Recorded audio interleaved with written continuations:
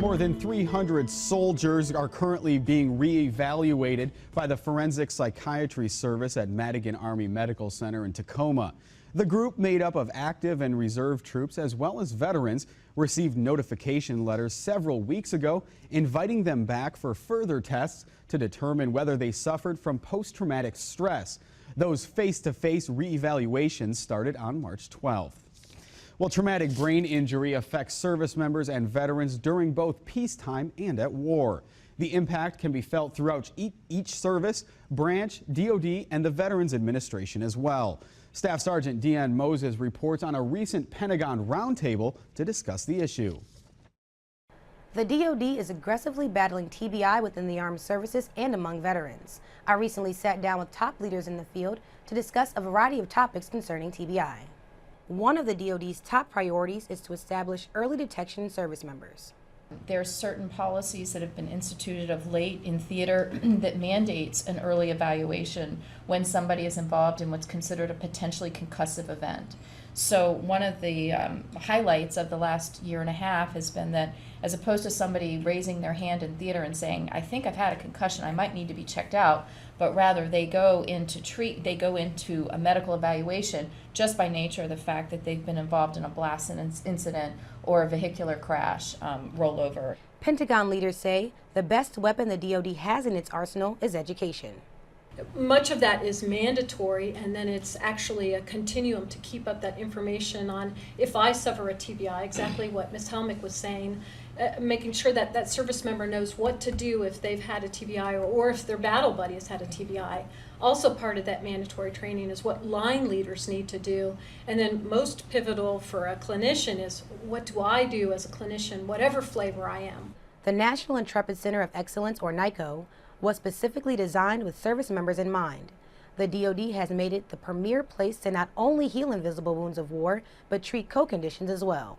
It's a combination of conventional neuro and psychiatric evaluation and neuropsychological assessments that then immediately bridge to the treatment that then we create as a treatment plan within the first week or so that the individuals are with us. So it's intended to springboard them forward, if you will, in the care that they're needing. It's very individualized. It's intended to also elevate the level of interdisciplinary exchange amongst the healthcare providers because they're all in the same building. With centers located in major regions across the United States, the VA is dedicated to caring for prior service members and their families. They've started this initiative with screening more than 500,000 people in state-of-the-art facilities at no charge. What we do is encourage people to access VA. When they come in for their first primary care appointment, they're screened for a number of different illnesses, injuries, concerns, wellness issues. And what we try to do is identify at that point, were you exposed to events that placed you at risk for a traumatic brain injury? And if so, did you have symptoms that look like you might have had one? And following that, do you still have symptoms that are troubling you? Two things that are stigma for VA. One is that folks think of the Veterans Affairs Administration as your old person's administration, or the guys that have been around forever, your grandpa's VA. And it's not your grandpa's VA anymore. And I think the more that we get the National Guard and Reserve to come back and do their post-deployment assessments with us, they start to see that. The other thing they start to see is that it's not bad to raise your hand. That now that there are services there in your community that you can access, it's just like going to any other hospital. You're not going to be there for the rest of your life. DoD officials say more than 80% of TBIs do not occur in a combat zone. They occur stateside.